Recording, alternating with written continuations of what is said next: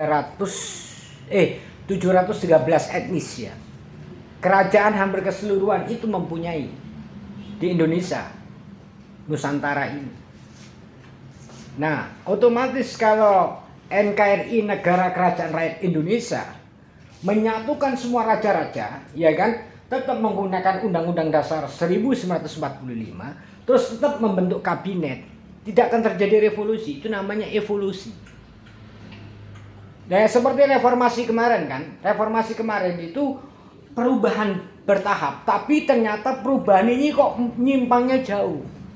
Yang dipakai bukan berdasarkan azas Pancasila, terutama sila keempat, kerakyatan yang dipimpin oleh hikmat kebijaksanaan dalam permusyawaratan perwakilan. Kita harus memberikan wakil-wakil kita untuk memilih pemimpin. Kan gitu. Nah itu dilanggar, langsung presidensil. Bagus. Tapi biayanya sangat besar. Kalau biaya itu diberikan oleh fakir miskin sesuai dengan Undang-Undang Dasar 1945 bahwa orang miskin janda-janda adalah ditanggung oleh negara, saya rasa mungkin mampu mengentaskan kemiskinan minimal setahun itu 1.000 atau 3.000 orang miskin di Indonesia hilang. Hilang bukan berarti dihilangkan, tapi diangkat derajatnya menjadi kaya raya. Begitu, Mr. Hen. Nah, menurut situ bagaimana? Kalau berbentuk kerajaan, apa programnya kira-kira? Ya, kalau ya yang penting kan gini,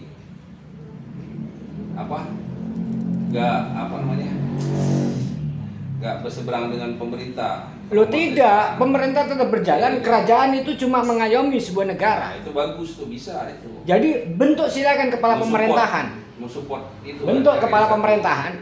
Ayo aku tak jadi raja, tapi aku ikut merekomendasikan dan memberikan keputusan. Iya. Begitu. Jangan terjun ke politik, mau support itu pemerintahan. Iya. Ya nggak apa-apa, itu bagus itu malahnya. Iya. Iya, jadi seperti kerajaan-kerajaan, kalau kerajaan Arab absolut, ya absolut itu kurang bagus. Kalau kita semi moderat, menyesuaikan dengan Undang-Undang Dasar 1945, tapi filosofinya Pancasila. Gitu, Mr. Her. Karena apa? Tujuan membentuk negara apa coba? Mr. Heru selaku wartawan Polda, ya kan? Apa tujuan membentuk negara? Ayo apa? Coba. Tahu enggak? Membentuk negara Indonesia ini tujuannya apa? Untuk menciptakan masyarakat adil dan makmur, spiritual maupun material yang berdasarkan Pancasila. Itu tujuan membentuk negara Indonesia dulu. Lah kita kembali. Para pejabat punya enggak niatan seperti itu? Kalau tidak, ayo kita kembali ke kerajaan. Kita sesuaikan pemimpin-pemimpin bukan berdasar keuangan, tapi kejujuran, kedisiplinan, keadilan, mencintai rakyatnya. Ya kan? Lah, kalau sekarang ini yang terjadi kasihan. Di sisi faktor orang cari duit 300.000 sulit. Ya kan? Sisi faktor uang triliunan dihambur-hamburkan. Cuma untuk beli kaos, bahkan spanduk. Ya, bikin baliho itu dengan harga ratusan juta. Miliaran. Ya kan? Lah kalau itu diberikan fakir miskin, kira-kira orang miskin berkurang enggak? Inilah yang menjadi riskan buat para pemikir negarawan di Indonesia ini. Sebenarnya profesor dari shooting ya kan. Wawancara. Loh, saya kan wawancara siap. Iya. Siap saya. Saya Gusar Legend atau Satrio Piningit Sejati yang berbicara. Shooting gitu. Iya, karena apa? Saya punya pemikiran bukan untuk pribadi saya. Saya tidak cinta harta. Saya tidak cinta materi, saya tidak cinta jabatan. Ya kan? Apalagi ketenaran tidak. Mau syukur dipercaya, tidak percaya juga tidak akan mengurangi rasa keyakinan saya. Kan begitu. Dan kalau seorang raja tidak mungkin bisa disetir oleh pengusaha baik dari dalam ataupun dari luar. Ya kan? Sebelum dia mengambil keputusan, pasti dia kalau orang raja yang bijak, dia memohon dulu, kira-kira ini benar nggak? nggak semudah membuat peraturan, tidak semudah memutuskan. Karena melihat yang akan terjadi dan melihat yang pernah terjadi. Itu yang disebut raja bijaksana. Kalau raja masih mencintai harta kekayaan dan kemewahan dunia, masih bahaya. Kenapa kerajaan-kerajaan besar itu tidak pernah rontok? Karena ketika mengambil keputusan untuk Raja Majapahit itu untuk jadi raja syaratnya 9. Harus tahu yang akan terjadi untuk negaranya. Harus tahu satu-satunya orang ini yang jujur tidaknya, kesatria. Yang ketiga, dia harus mempunyai wahyu makutorong.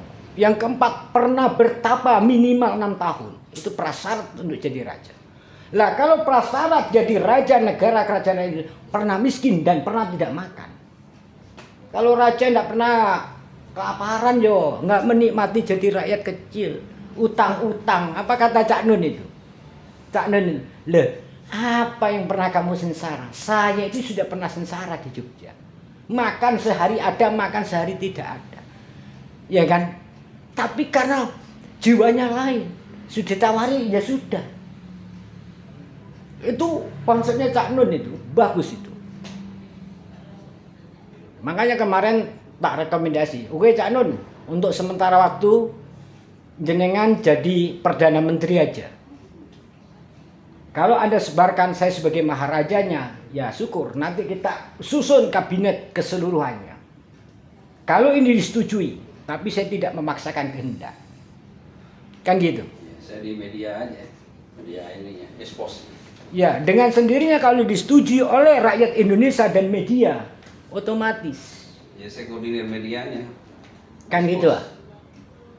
Kenapa kita ini tidak berjalan? Karena pemimpinnya masih cinta harta. Takut jabatan, takut tidak terkenal. Ya. Lah sebaiknya seorang raja yang bijak, dia melakukan kebaikan tanpa ditonton oleh publik. Itu kekuatan dalam. Kalau memberikan ini tak kasih sumbang terus dipublikasikan, ini riskan seorang pimpinan. Kalau raja yang benar, pimpinan yang benar, dia kayak intelijen jalannya.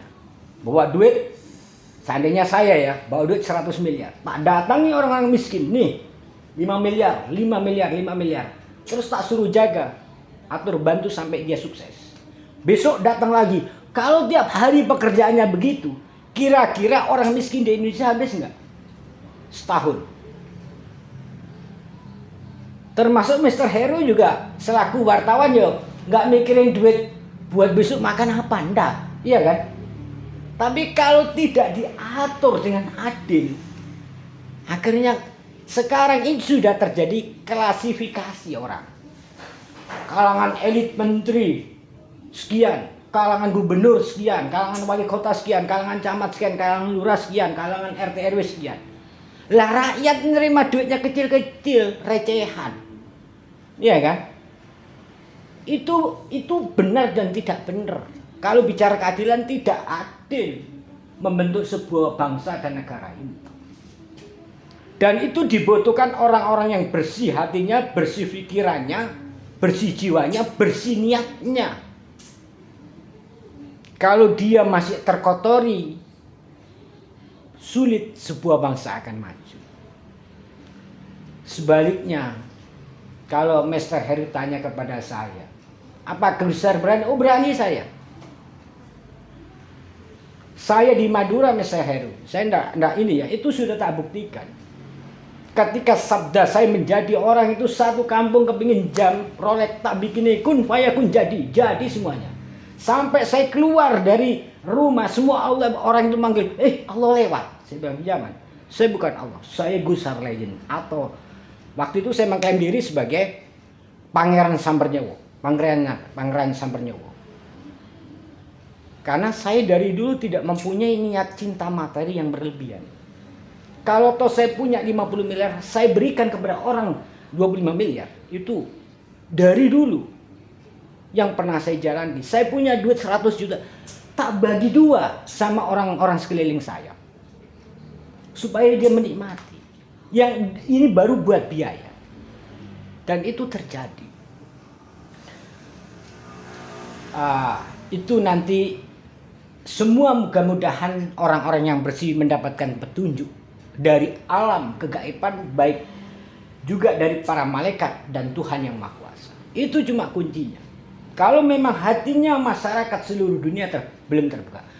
Kalau konglomerat dan orang-orang kaya, kayaknya hatinya tidak terbuka. Karena dia sudah mengklaim raja masing-masing para konglomerat. Tidak bisa digantikan kan kedudukannya. Ya. Lah, mari kita rombak. Merombaknya apa? Satu, dengan kekuatan spiritual, kekuatan intelektual, kekuatan hukum, kekuatan kekuasaan. Dalam prinsip hidup itu ada yang namanya if you the way of thinking or the way of living for successful your country. Jika kamu ingin jalan hidup dan jalan pemikiran